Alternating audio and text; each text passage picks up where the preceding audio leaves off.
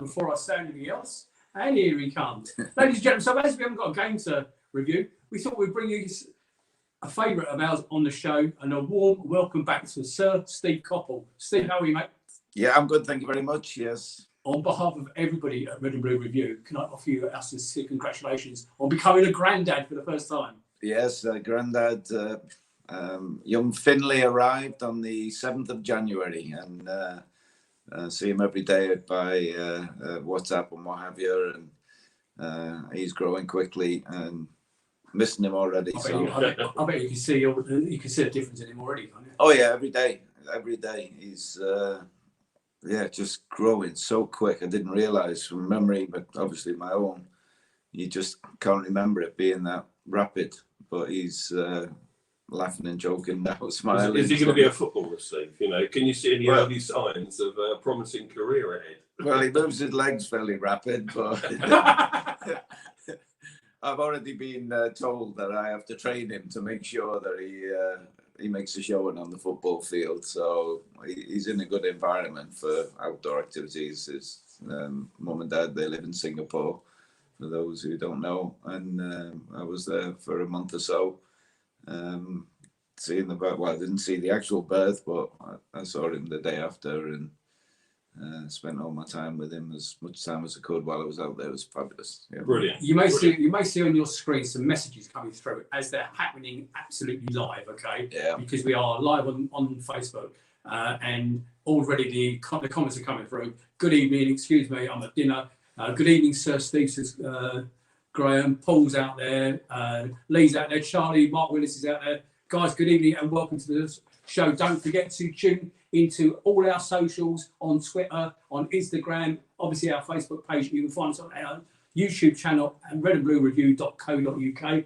I think we'll kick off with a bit of a review, if you don't mind, to Ian and Wikipedia. Ian, go for it. Yeah, well, we couldn't have Steve in the room with us and on a live show without giving you this introduction from Wikipedia. So if you you Google Crystal Palace Football Club managers, the homepage, this is what it comes up with, Steve. The most successful manager of Crystal Palace is Steve Coppell, who during his 13-year reign as manager took the club to an FA Cup final, third place in the top flight, won the ZDS, and were also twice second-tier playoff winners.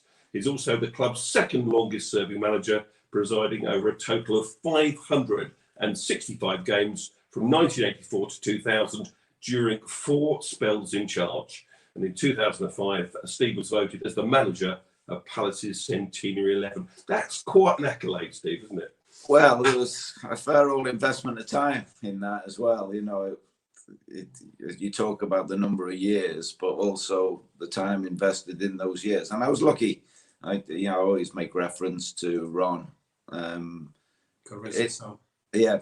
knows, of course, Chairman. You know, it was a passion for both of us. So we spent our time up and down motorways looking for players.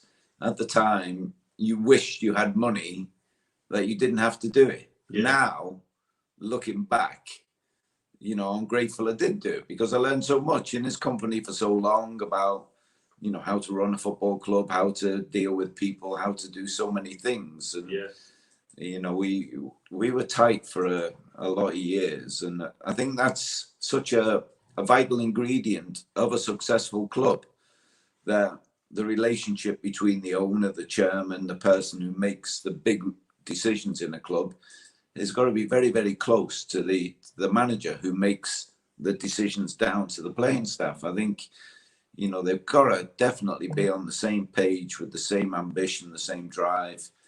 If there is some kind of parting of the ways, it's reflected in the football club. And you look at now, there are so many clubs, certainly in the Premier League, where they're all under the microscope. You look at the clubs and you look at some teams and you think, why aren't they successful? And inevitably, the reason is because there are various divides within the management process, the decision-making process. And other clubs are successful because there is a tightness, there is a unity, there is something which makes them a little bit unique.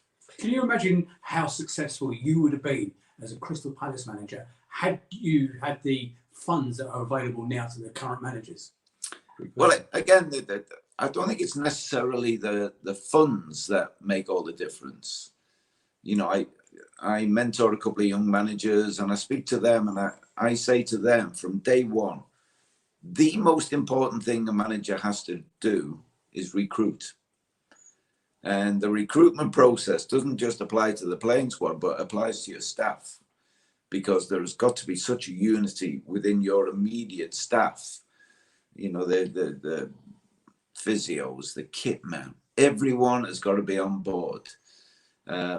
Then you get down to the players. Now, you know, I always say it's easy to be successful in football. If you got the most money, you buy the best players, you got the best team. But there are other ways of being successful.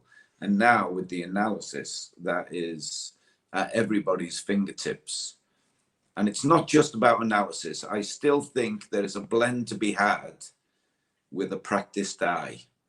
You know, if you speak to an analyst now and about the old fogies who go to a game and say, oh, like, he's a top player, but the stats don't back it up, but you still want him in your team.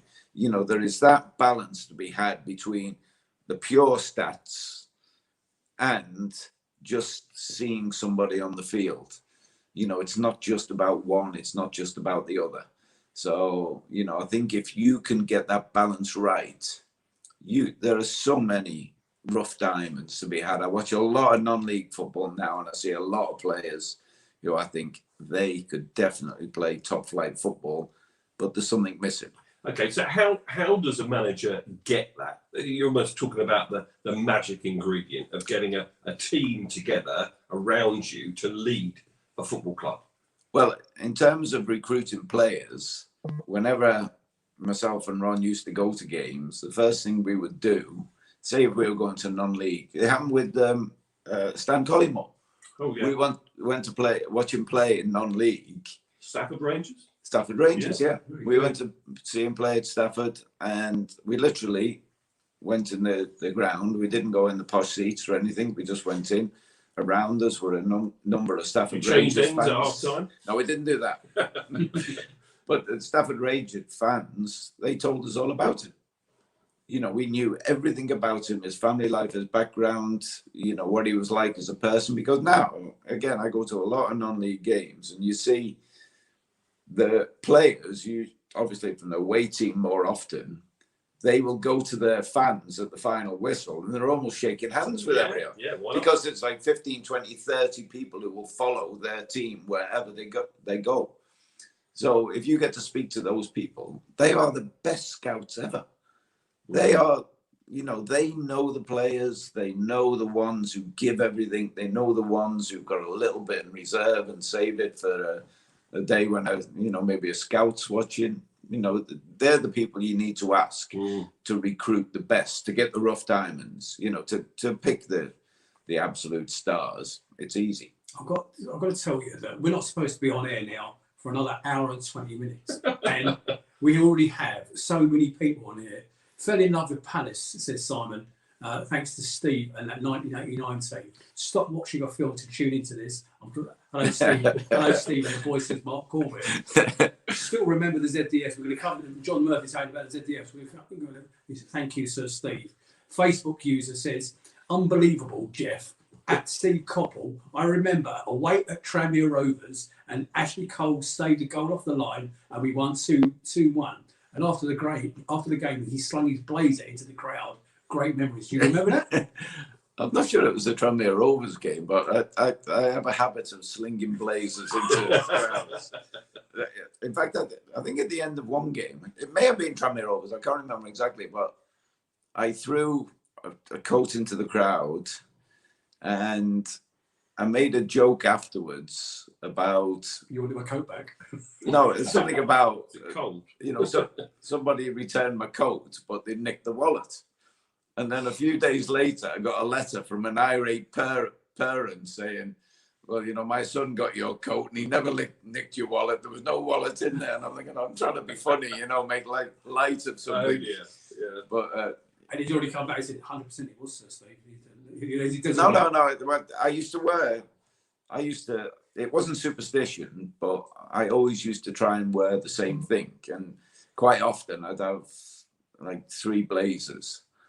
So at the end of the season, I'd get the oldest one for the last game. And it went. And it went, yeah. That, Rotation. You see, I do remember once you doing it at Selhurst. I think it was towards the end of your final. I think I did it twice at charge. Selhurst. Yeah. But when I was a manager at Reading, my eldest son, who may be the granddad, he was at college in America, and I used to go and visit him international breaks, and he used to shop in America, and again, I used to wear exactly the same blue suit. And I ended up with about 5 blue suits when I went to America. Brooks Brothers, they had sales on all the time. The outlet malls and all that, where you get a suit for next to nothing. So I ended up with about 4 or 5 of these suits. And again, on rotation, at the end of the season, bang, the jacket would go in the crowd, So coming back to those early days then, when you first came to Palace, and Ron employed you in your first managerial role. What made you do it? Because you were a successful player. You were your career was cut short by injury, of course. What made you jump straight into management, and why Crystal Palace? Well, the story goes that I had my final operation on my knee, and that would be the 3rd operation in a brief period of time. And when I came out from the anaesthetic on the 3rd operation, I had a decent reputation with the surgeon by then, and knew him quite well. And he just looked at me, he said, "Listen, Steve, if you want to be running around in your 50s and 60s, he said, I don't think you can continue."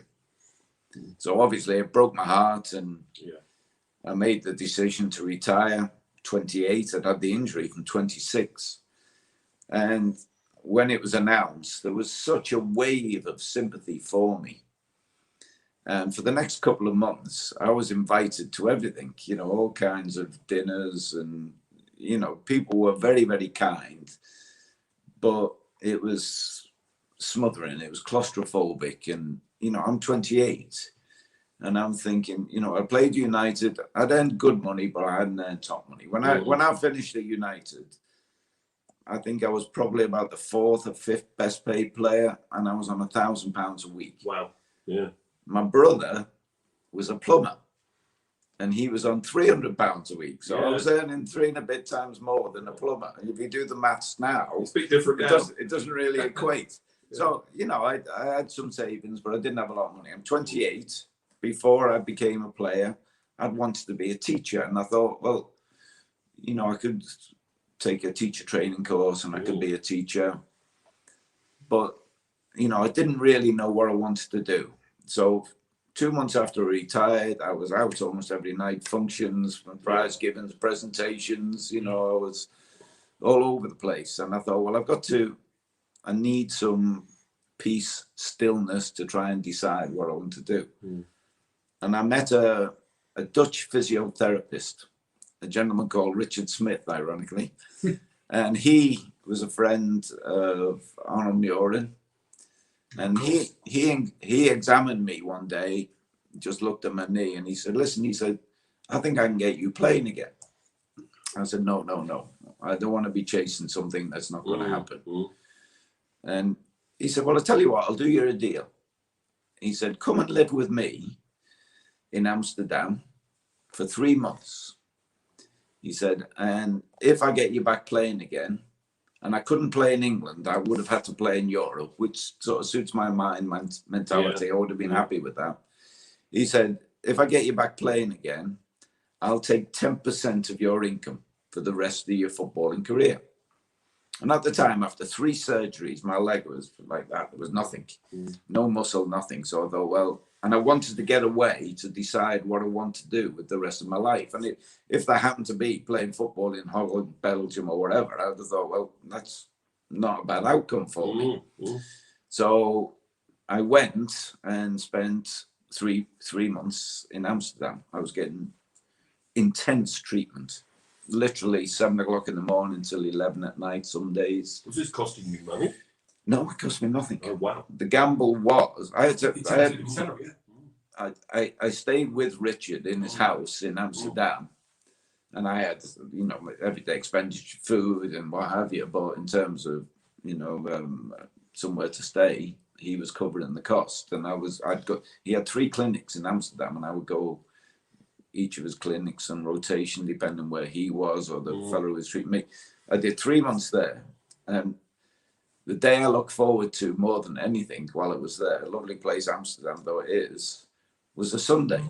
I used to go to Dam Square, I'd buy 2 or 3 English papers, read all about the football, and at the end of the 3 months I wasn't fit enough to play football, but I'm thinking, if I've still got a passion to read about football in this way, I've got to let it be known when I get back to England that I'd like to coach or manage. So when I came back, you know, I spoke to a few people, I went to a few games, people asked me, and I said, oh, you know, I'd like to go into coaching management. I was half offered a job at Wigan, and then I came down for the Football Writers Player of the Year lunch. And by sheer chance, I was in a group of people, and Ron Nodes was there. Never met him before in my life. Did you know who he was even? I knew who he was because somebody had, well, we'd been introduced. 4 or 5 of us in a circle, and we were just talking. And no great impression either way, I don't think. And he had just appointed Dave Bassett.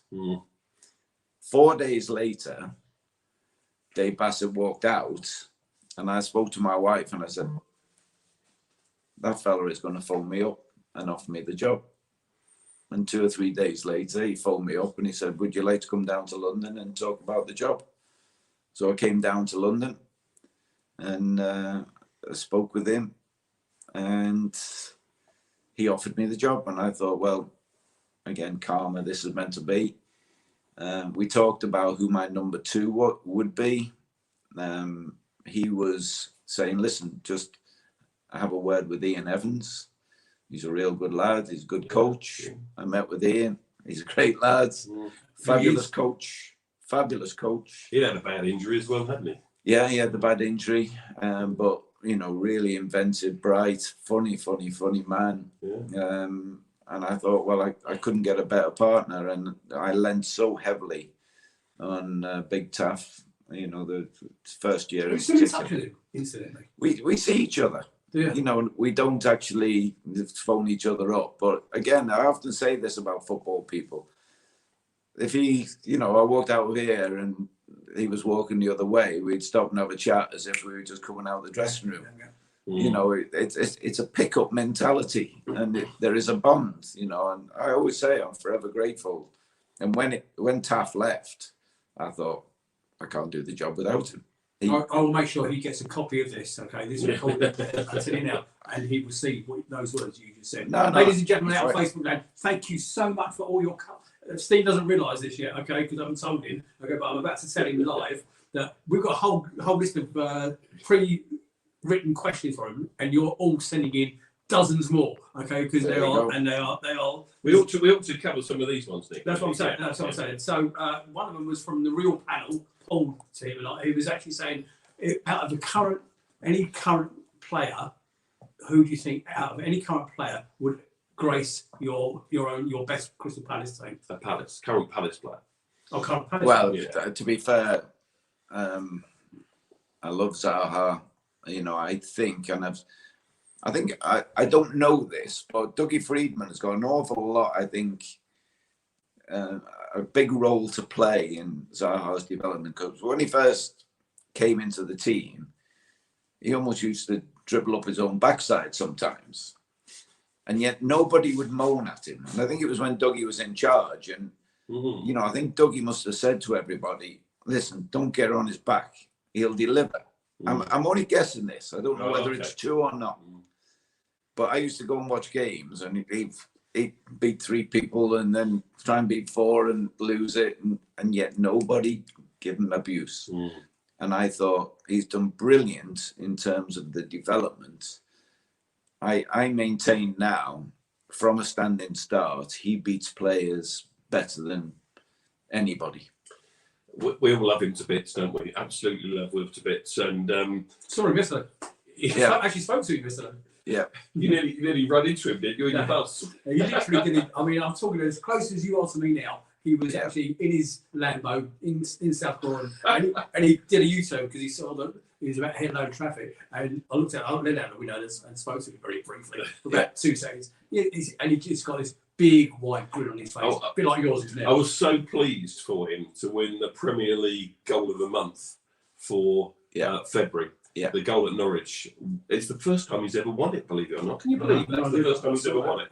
For a number of years, I think Wilf has been like the standout, obviously, for a lot of Palace fans. But now you see emerging players, you see players in the squad, you see a bench has got punch.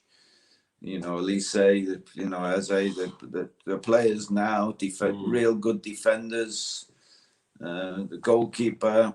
There is such, talent within the squad now that all of a sudden it's a lot more difficult. Obviously, Connor, there are a lot of. It's exciting now, isn't it? I think everyone agrees. I think anybody that's connected with the club is super excited. But judging by some of this, not as excited as they are to find out that Red and Blue Review have got Steve Cobb with us. Yeah. So. A question for you from this is from Els Bells Stanley. Welcome along, Els Bells Stanley. Steve, what do you consider was the best ever signing you made? And if you could work with any Palace player, which you sort of answered, who would it be? So you've answered the second part of that already. But who was your best signing? Ian, because he just fell into our lap. Bill Smith, who's local non-league manager, who helped us over the years, so many things, a real football person. And he became, a big friend of all of us down at Mitcham. And, he literally came in and said, we got this young kid training with us. He looks a bit special. Come and take a look. And we did. And we never looked back. I might have told you this the first time we met online a few months back, but I had an Arsenal mate who was a very good friend of mine, a guy called Darren, and he came round my house to apologise for Arsenal signing Ian Wright from Crystal Palace. He was a bit embarrassed that they signed. Did I tell you the story about that? On that £2.4 million, Sarah and I just got together. Okay, we're living together, and she came downstairs. We came down to breakfast one morning, and she said, "Oh my God, she actually thought somebody in my family had died." She said, "What on earth's the matter?" I said, "They sold him for £2.4 million." Goes on to be a record goal scorer of all time. Let's ask Steve about that then. How did that move come about to lose the best ever signing to Arsenal? Well, you talked on the Wikipedia thing that we'd finished third in the top flight, and it was after that top flight year that Ian came to us, and Ian had been brilliant with us. I still maintain the year we got promotion, he signed the contract with us in the October, I think it was. We were 12th in the league at the time, and he committed to us when it would have been very easy for him then to go. I'm not sure what his thought process was at the time, whether he felt he owed us. I really don't know. But we were so pleased that he signed for us, and that was the impetus for us to get promotion that year. And then the next year, obviously, the first year cup final, and then the year after we finished third. So we thought we were on that kind of a gradient. And then at the end of that season, Ian came to us and said that he felt he had to go somewhere else to achieve his ambitions. And we're thinking, well, we just finished third in the league, and by all rights, we should have been in Europe. Whether that would have made a difference or not, I don't know. But Ian came to us, and we wanted to do, it sounds strange to say this about football now, we wanted to do the honourable thing by him, because he'd been more than honourable with us. So we knew his agent was tight with the Arsenal people. I knew George quite well. George loved him. The price, I had nothing to do with that. I think that was just something Ron organised, and we saw it through. Yeah. Didn't want to, but he'd been great with us, and it wasn't a quid pro quo kind of thing. But we felt as if we thought at that time we were strong enough to not cope with it 100%, but we thought we were buoyant enough to be able to deal with it. Okay, you mentioned about potentially qualifying for Europe. Of course, any side that finishes third in the top flight today are in the Champions League, not just in Europe. So how disappointed were the squad of players not to qualify for Europe that year, and how much of an impact did it have on everyone around the country? Well, because Europe wasn't current as such. We'd been banned for a few years. Yeah. It wasn't on the sort of tip of your tongue, and you could feel it. We knew we were sort of getting in there through the back door, as it were. It was on trial. We'd have been a good trial club to go there, to be honest, because, Palace fans would have been brilliant.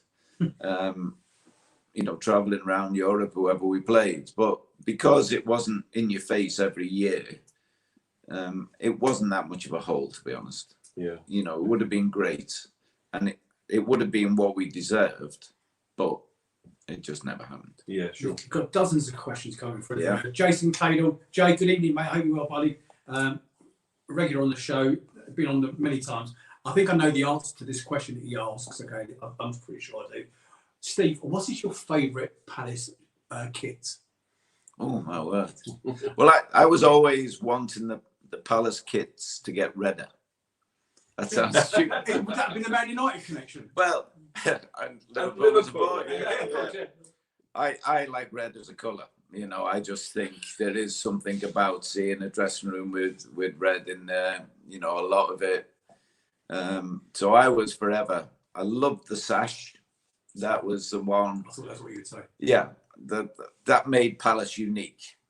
But it's not good for sponsors. And remember, for sponsors, when sponsorship was allowed on shirts, they were like just big things that were been ironed glued by the kit lady. Yeah, glued on or stitched on. They were like just on top, so it didn't go well with the sash. But the sash made it unique, and I always wanted people to look at a kit and say, "Oh, it's Palace."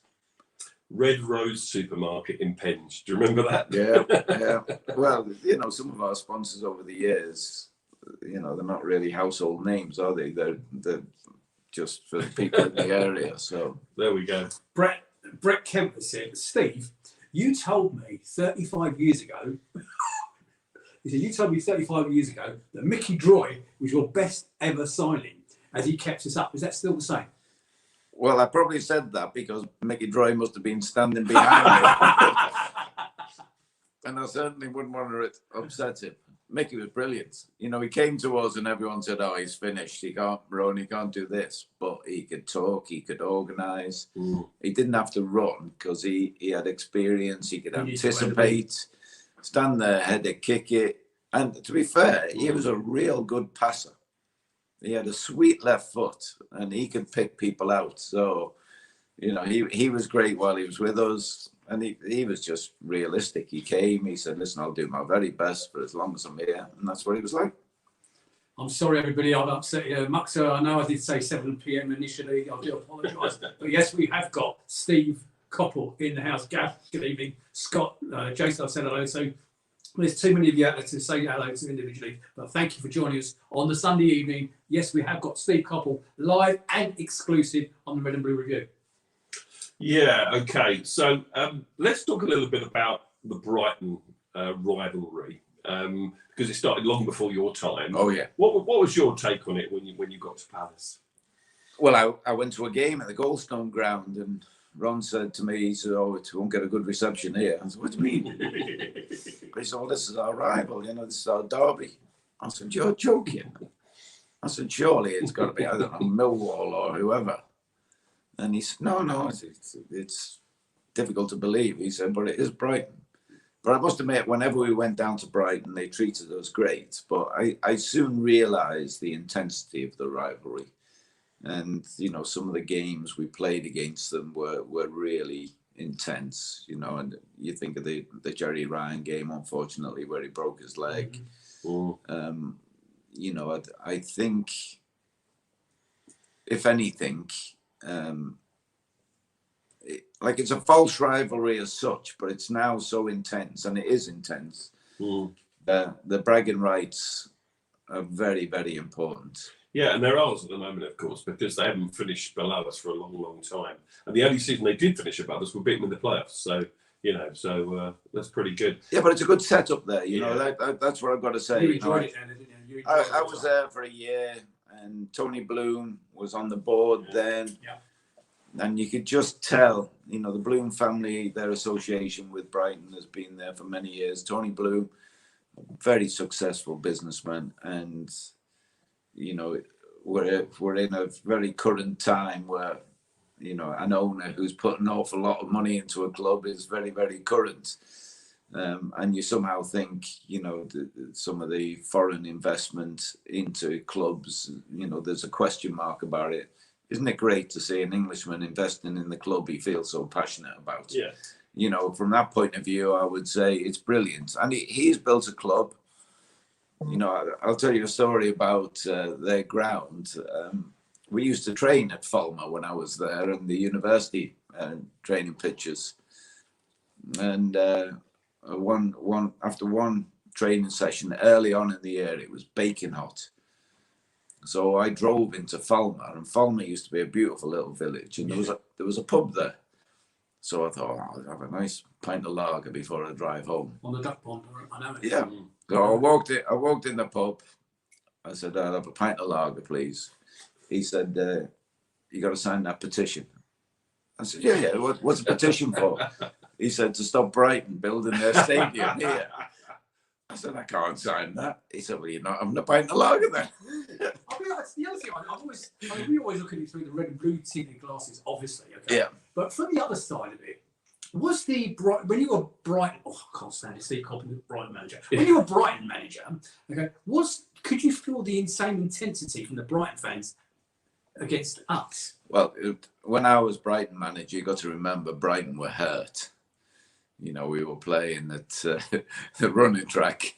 You know, it was the width. I like Withdean because it was different. It was I thought teams turning up, getting changed in porter cabins and running track around the pitch, this is going to unsettle them. It's an advantage to us.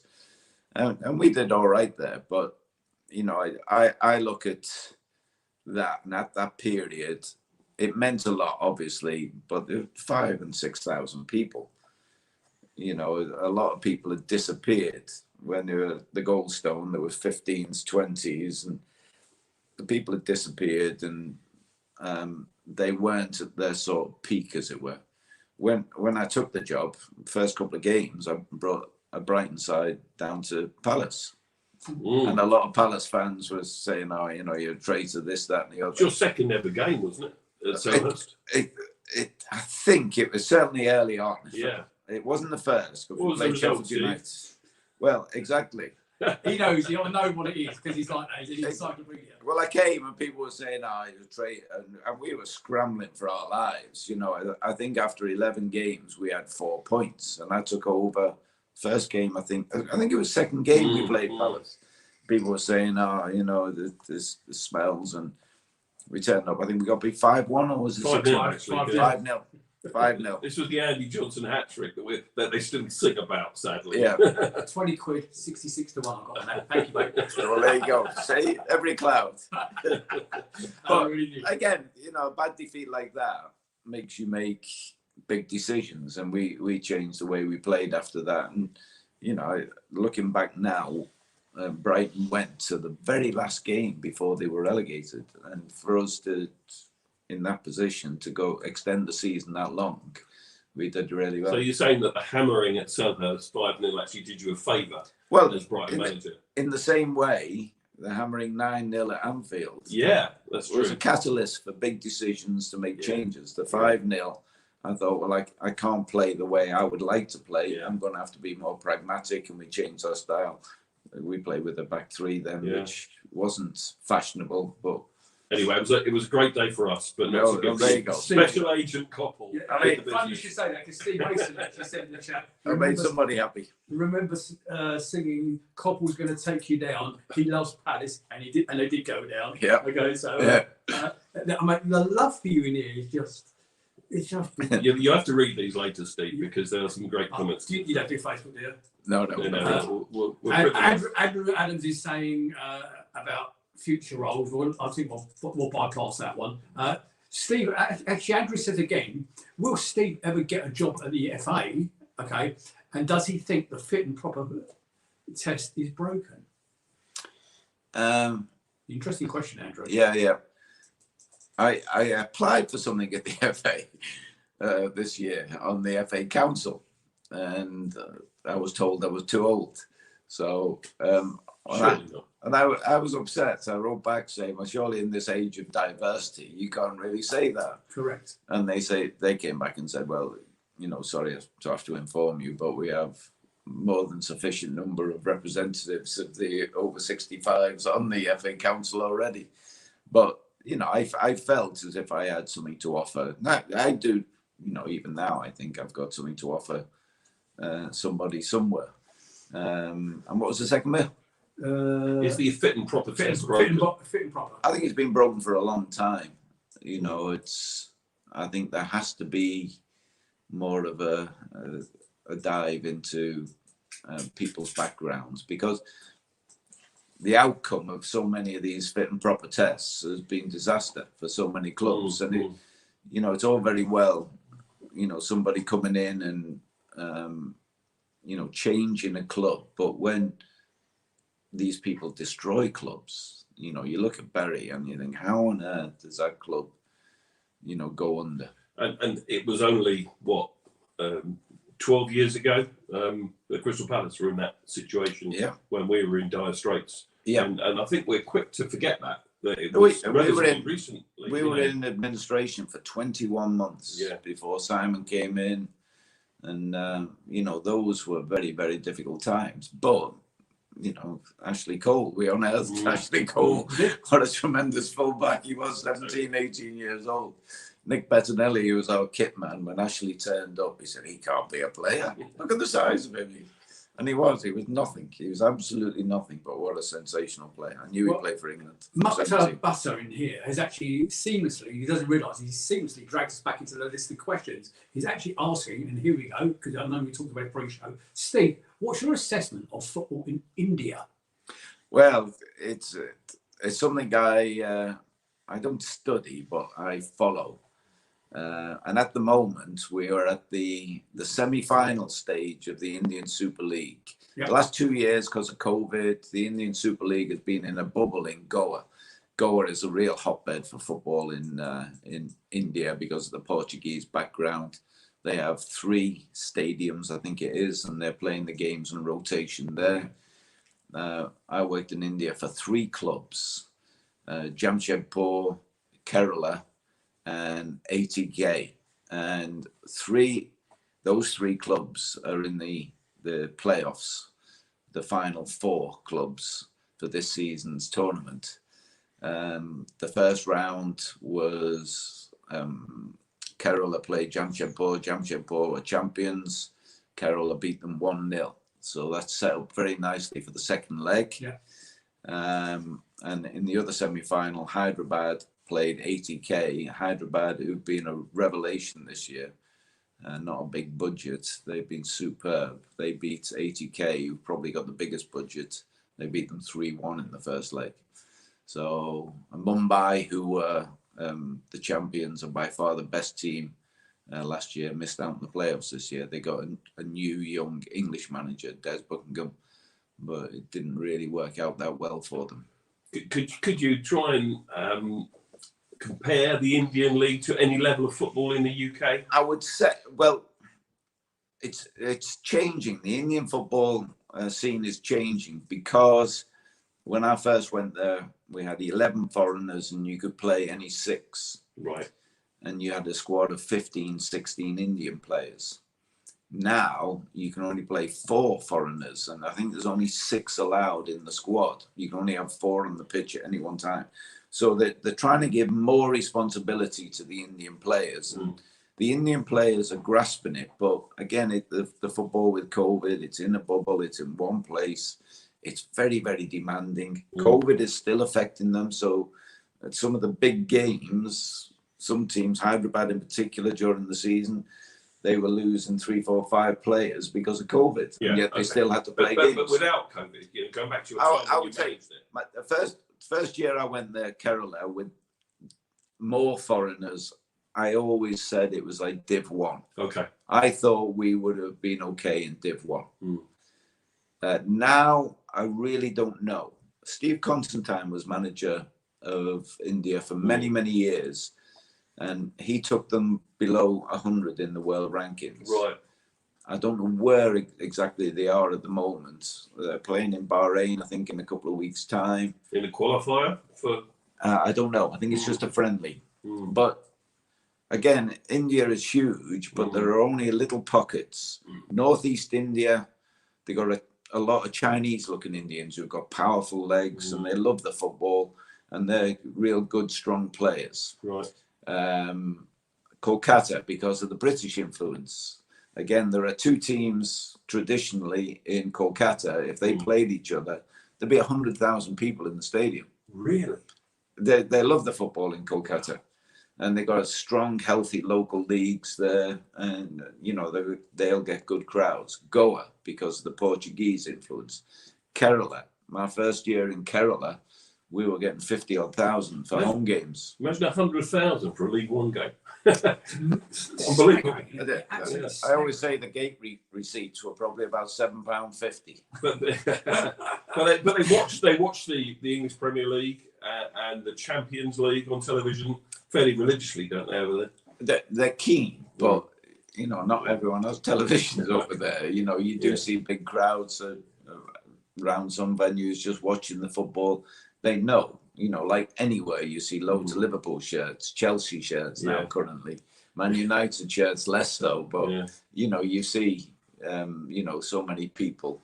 They're very, very keen. Going forward. I also think it's. I think we mentioned this pre-going live that it's always staggered me with a nation or a continent really as big as that not one of them has broken through massively as an international superstar. I'm sure there are across the American leagues some South Asian players that are good and strong, but nobody has gone on to superstardom to the best of my knowledge. No. What I feel is a really good thing about Indian sports, and not many people would be probably aware of this. To play for India at any sport, you have to be born in India. Yeah. If India now use 2nd, 3rd generation players the way they do the rest of the world does, they'd have a good team, because there's a lot of players in Germany and Europe who are 2nd, 3rd generation Indians, but you cannot play for India unless you are born in India. That applies to cricket, football. That answers the question then. Hockey. That'll be one. I wasn't aware of that. Yeah, but I would have thought by now, certainly like the Indian Super League, they call it, the professional league, has been going for 8, 9, 10 years. I would have thought somebody would have graduated from that to play in leagues around the world. And there have been players who've moved, but they haven't moved well. I'm going to bring this back to Crystal Palace, if I may. Yeah. Is that all right? Yeah. That's good. Yeah, for sure. Okay. I think I know what the answer might be to this first part of the question, but I'm not so sure about the second part. So first of all, what was the highlight during your numerous periods as manager of Crystal Palace? And secondly, what was the low point during your time managing at Selhurst? So first of all, the best bit, and then the bit that, The best bit, without doubt, for me personally, was the 4-3 game at Villa Park. I think, the way that was set up that season, the 9-0, and then a few weeks before we'd been beaten 2-0 at home. I'd made a mistake in that game. Yeah, that's when Whitey went off and broke his leg, wasn't it? I think. No. Wasn't it not? In that 2-0? No, it was a game. I think Eddie McGoldrick was down injured, and I'd already made my mind up to make a substitution. And I saw him roll over a few times. I thought, he's all right. Substitution came on, and then I think David West was physio, and he said, no, he's not going to carry on. So we played the last 20 odd minutes with 10 men. It was my impatience, you know, L plates as a manager. So we lost 9-0 away, 2-0 at home, and beaten 4-3 in the semi-final. Yeah. So that was the highlight. I would say that was definitely the highlight. The low lights, the low moments, there were a few. The 9-0, because I took, you know, I bought 20 odd tickets for that game. All my family, friends went. And to be beaten 9-0, you know, the ground where I'd spent so much time watching football. Again, that was a catalyst for change, so it turned out to be a good thing in a stupid kind of way. Yeah. I think going into administration was tough. That was just Super tough. Well, again with Mark. I remember Mark Goldberg in charge, and it was going badly, and then there was transfer deadline day, and I left the office about 4 o'clock, and I had what I thought was a healthy looking squad, and I thought, oof, this will be all right. We can get by with this. And then by midnight, another 5 players had gone. So I must admit that night, I'm looking round at the squad we had the next morning, and I'm thinking, oh my word, what are we going to do? So remind us who had gone then. Oh, I can't even remember. Okay, but I remember being just so deflated. I'm at home. I thought, if I'm there, things are going to happen. So I'm better off going home out the way. So, and then by the end of the evening, it was, well, he's gone as well. So if anyone watching, real panel especially, anyone else knows who those 5 players are, then put it in the chat and we'll... And Brett saying, definitely the best game you've been to. No, right, he broke his leg at Sellers Park, Barry Venison, Rennington.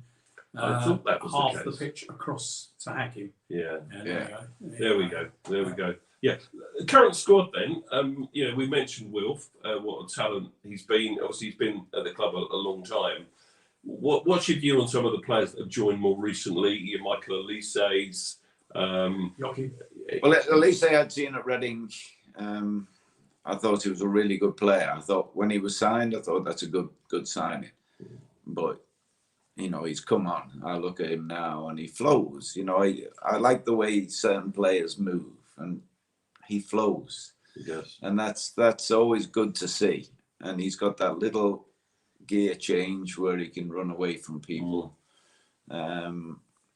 The 2 centre backs, you know, again going back to Ian Evans, he always said to me, centre backs learn the trade.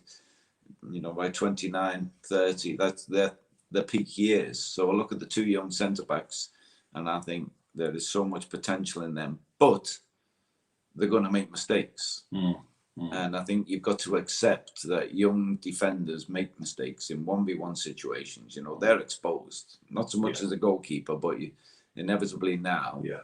Football always comes down to me to a 1v1 confrontation.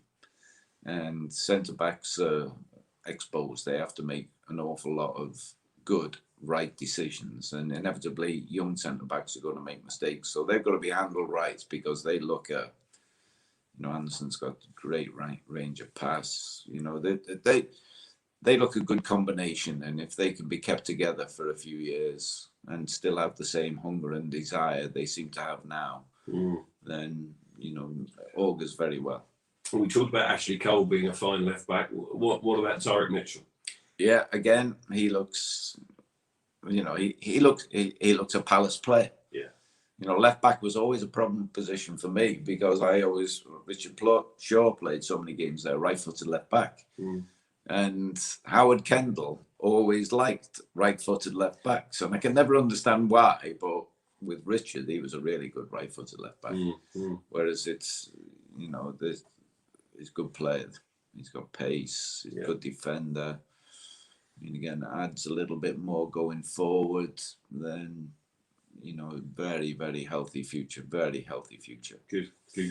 I mean, I want to stay on the Palace subject, if you don't mind, but just so let you know, with this and our YouTube channel, that it has no advertising. There's over in excess of 100 people sharing the Coppell love tonight. If you're not aware, ladies and gentlemen, you are watching the Red and Blue Review, and exclusively we have Steve Coppell live on the show this evening on the subject of the current squad and everything that's going on at the club at the moment.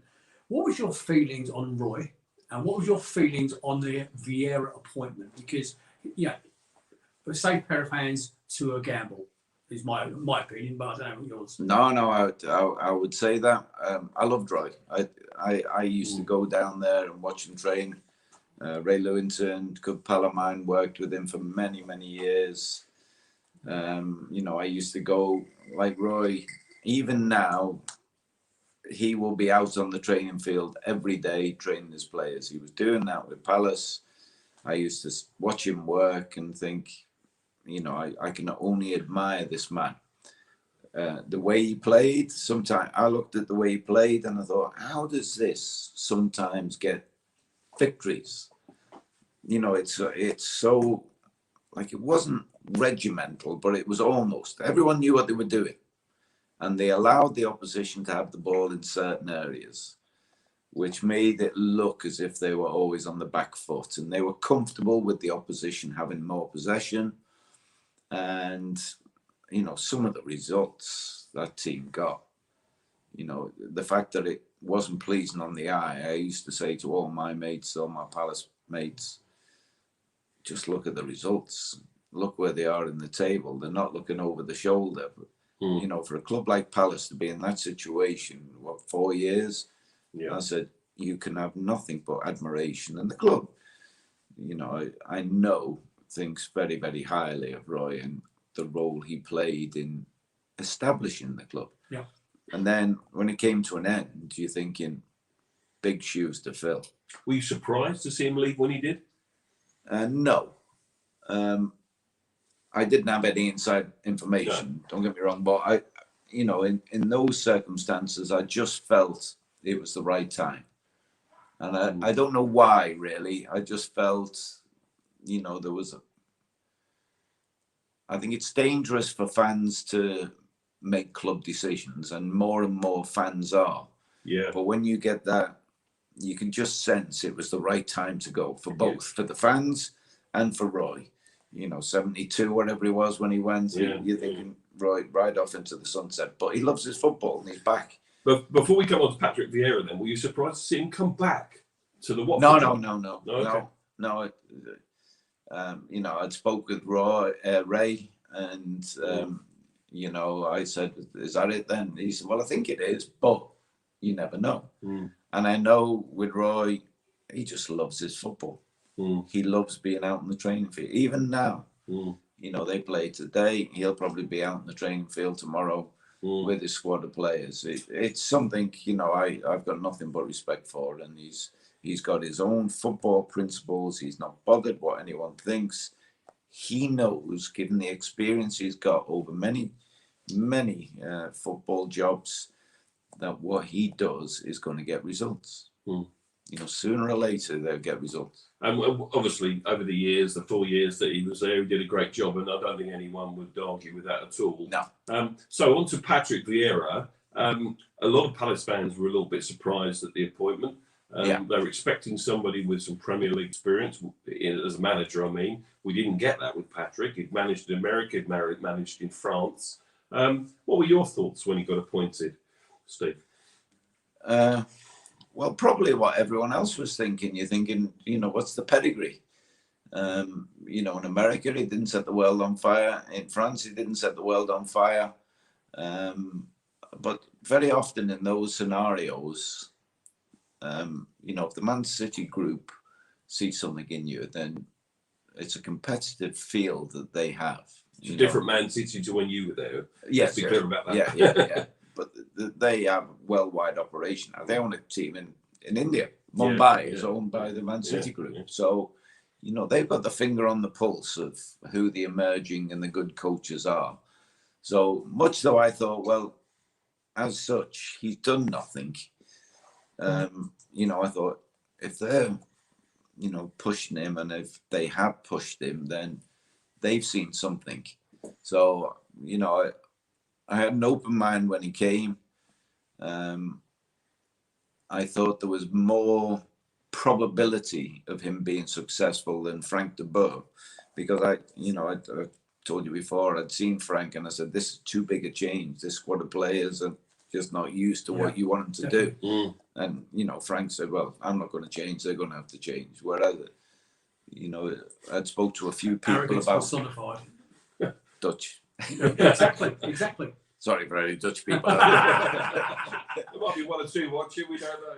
Well, Dutch people in football, you know, they really do think, you know, they invented the game. So, and to a certain extent they did, the Cruyff background. But, you know, with Patrick, I spoke to a lot of people who sort of knew him as a person and the qualities he's got. And, you know, now I speak to people and they say, you know, he's a terrific bloke. And he's come in and the biggest shoes to fill, and he's filled them.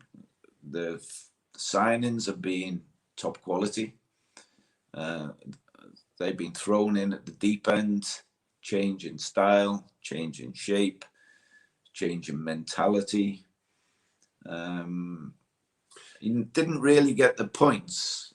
I think even now they might be behind what Roy got last year. I think we're caught up again. Just on parity. Yeah, on parity. So, you know, you could say, well, let's see where it is at the end of the season. But again, grateful, I suppose, that you're not looking over your shoulder to see the chasing pack. So what he's done, it's, you know, really positive at this stage. And again, the recruitment has been really good, whether that's Patrick, whether that's Dougie, whether that's Stephen Parrish, whoever's doing it. They made some great signings this year. I hope they can continue for next season, because recruitment, you know, when I was manager, I always said you're looking for two players. And I'm sure now, you know, Palace are out there looking for two players somewhere. Yeah, we could probably say where those players are needed on the pitch, couldn't we? But we won't probably go down that route just now. But yeah, Patrick Vieira exceeded everyone's expectations, probably. Did a fantastic job. Changed the personnel, you know, and changed the style of play. It's a style of play I was interested in. Absolutely. And, you know, how difficult was that for Patrick to have done so well, so quickly, I suppose? Well, I think if he'd been doing it with trying to do it with the same players, there would have been kickback. But there's been, you know, so many changes. You know, so it made it easier, did it? Do you think? Oh yeah, without doubt. You know, midfield players, the ones who were playing last season, more malleable. The forwards who've come in, you know, Wilf getting more support, I suppose. You know, when you bring players in, it's an acid test. You know, if you can imagine, you've just joined Crystal Palace. It's your first training session. As I always say, you never get a second chance to make a first impression. Yeah. So the first time you receive the ball, all the other players are looking at you. What's this fella got in the locker? What's his touch like? What's his pace like? When you're doing doggies, when you're passing the ball, it is an acid test. And you look at all the players that have come in. They're comfortable receiving the ball. They've got a good touch. They've got a little bit of fire and pace. You know, if it is Dougie, and I hope it is Dougie, because, you know, he's a constant and he will hopefully, you know, guide the club through the next couple of years in terms of recruitment. Recruitment is still the most 90% of your success in football. And you know, back in the day when you were managing, you had the chairman, and it was you that was doing that recruitment. You already talked about the miles up and down the motorway. We had John Griffin, who was chief scout, but he was a taxi driver. He was part-time. And he did hundreds and hundreds of games. He's so different now, isn't it? With someone like Dougie in place. Yeah. There were no stats. You know, you couldn't go on a website and watch a game in Asia somewhere and see players. Now, you know, you don't have to go 10 hours up the motorway to watch somebody. You have to just press a button and watch a game on the telly, and you can see what's going on. Joan Wells is asking in the chat. Good evening, Joan. I hope you're well. Steve, how often do you go to watch Palace games? And not very often. I've discovered as I said to you before, I think last time I was on non-league football around here, I go to Chipstead, I go to Merstham, I go to Dorking, who are fabulous, by the way. Go along and watch Dorking. They play lovely, lovely football. I go just mainly non-league. My youngest son is a Brentford fan, so we go and watch Brentford. So I don't go all the time. He goes all the time. I go to Palace occasionally. My mum's lives up north. I go and visit her and slot in a Warrington Town game.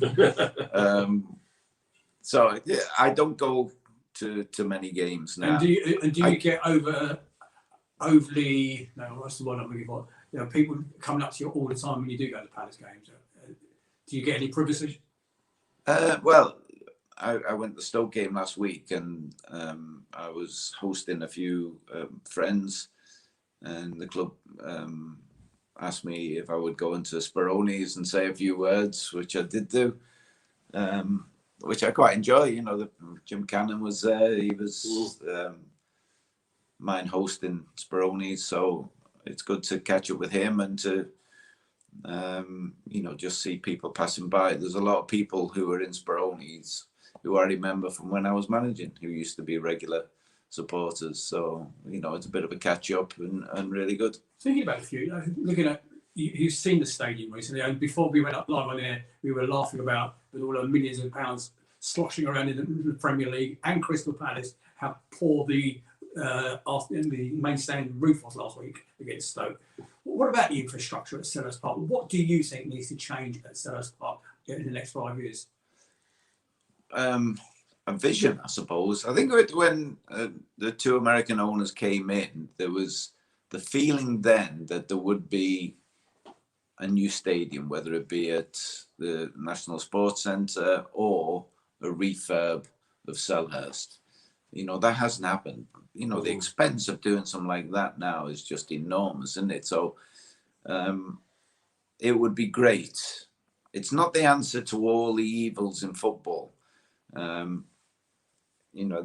If you have sometimes the not so good ground, as we talked about Brighton at the Withdean, it disturbs the opposition.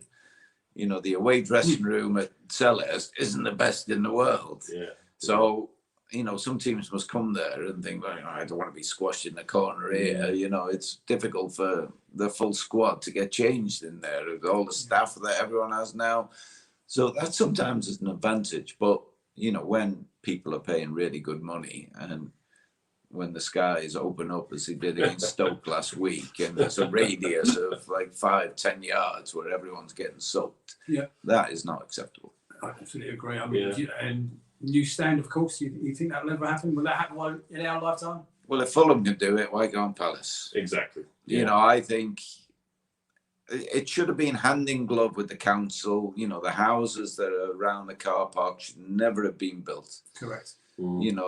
That was a great opportunity to do something significant, to make it more of a community club. And the houses that were built there, it was just, I think Croydon Council have taken enough hammer over recent times to add to their woes, but that shouldn't have happened at the time. Okay, hang on. You've got to see this comment, okay? Paul Bristow has travelled up from Plymouth today for tomorrow night's game, okay? And he's a regular at Selhurst Park, hundreds of miles he does. He said, I have been watching at my table in a restaurant. I've been impressed by the young waitress. Okay. She can't be any older than 19. It's relevant. She just asked me, is that Steve Coppell?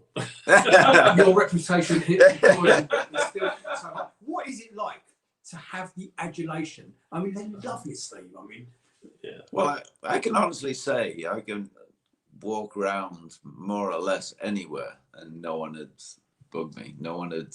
Apart from picking a curry up in Colston. Well, apart from the curry in Colston, but I go to Merstham. I can guarantee no one has recognised me at Merstham. Interesting. Chipstead, they know me.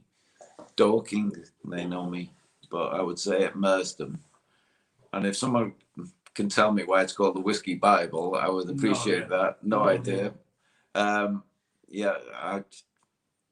You have to be a certain age shows to remember now. I think it's probably named by the same person that named the dripping and then Lewis. Lewis or Yeah. whatever it was, wasn't it? It's Lewis, yeah. Yeah. You know, we're still in the FA Cup. Yeah. We play Everton at home next weekend in the 6th round, home tie. Really excited about that. There are so many parallels between 1990 and this year. The fanzine One More Point has had is rejuvenated recently. I don't know if you remember it going out when you were manager. No, I don't. Oh, okay. But it's one of the main Palace fanzines. And Chris Lehman, who runs that fanzine, he came on the show the other week. And apparently there's so many similarities. 3rd round, 1-0 down, 1-2-1. 4th round, we were 2-0 up against a team beginning with H in blue and white stripes. You know, it was Stoke. Stoke, yeah. Yeah. It's amazing. So we think we might get Liverpool in the semi-final. But Steve, what I'm about to say is, what do you think our chances are in the FA Cup this year? You've been there, done it with Crystal Palace, almost. Yeah. You know. Well, I had a real sort of love affair kind of thing with the FA Cup when I was a player. When I joined United, I think the first 3-4 years, got to the cup final 3 times. I thought it was the norm to get to the cup final every year. And our mantra at United then was always, you only need to win 6 games to win the FA Cup. Now, when I was in Speroni's, I asked the people there, I said, can this Palace team win 6 games on the bounce? And they, obviously, because they're Palace fans. They had a few drinks. Realistically, they are capable of winning 6 games on the bounce. Yeah. So when you cut that down now and say, can they win 3 games? You've got to say, hell of a chance. The danger is the sort of not expectation, because nobody expects it, but once you start going back and saying, well, the similarities between that season and this season are just no, forget it. This is 1 game in isolation. Can you beat Everton? On current form, you would say yes, without doubt. But you've still got to put in the spade work. You don't put in the spade work, you don't put in the graft, and you're going to get dumped, because they have too many good players who are match winners individually. Yeah, they've got to be prepared properly, which I'm sure they will be. They've got to be rested and hungry. Yeah, we saw that against Stoke, didn't we, in the 5th round? If we hadn't been on our game, and we weren't at our best, but, you know, they gave us a bit of a fright, didn't they? You know, But again, the good thing about this team is, and, you know, I think it's very, very important. I can't think of a member of this team who could say, you know, when I was at Arsenal, we used to do this, and they're all hungry. You know, there's not many of this team have actually achieved a great deal.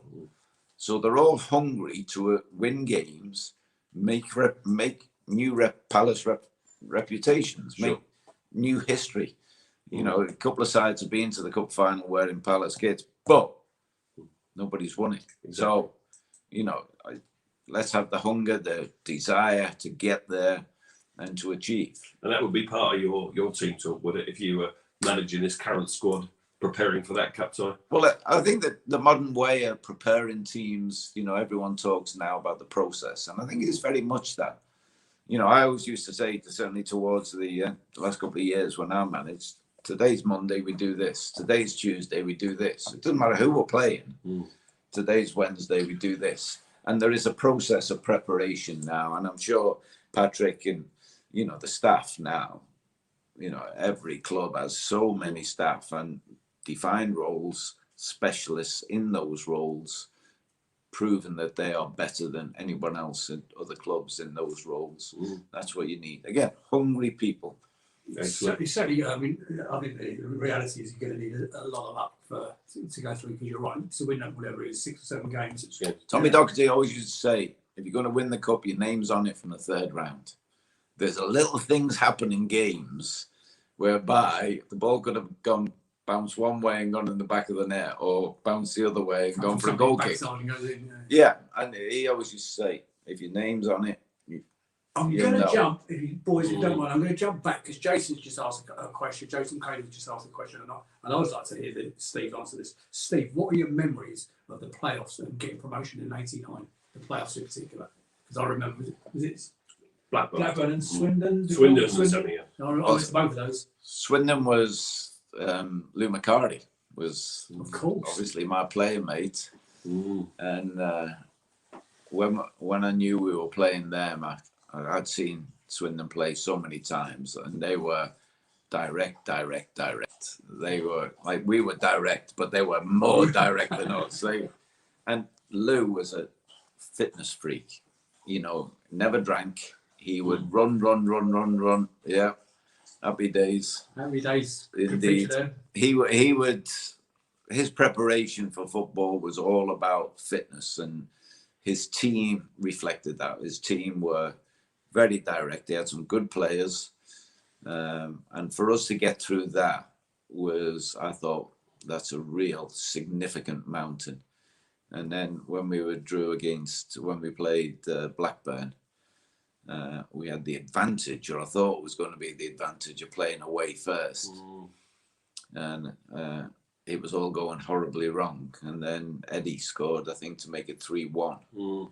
And I thought at the time that was significant, really significant. The fact that he's got a goal, and it was a scrappy goal, and it wasn't good.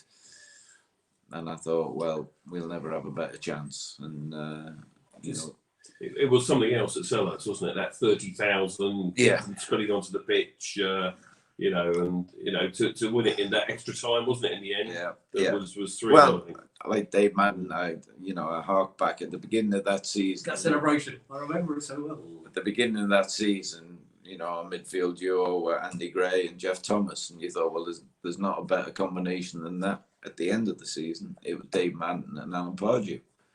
And Dave Madden was just a fabulous footballer. He really was. If he never had his knee troubles, he would have had a long and very, very successful career. He knew the game. And I'm jumping here because there's so many different comments in here.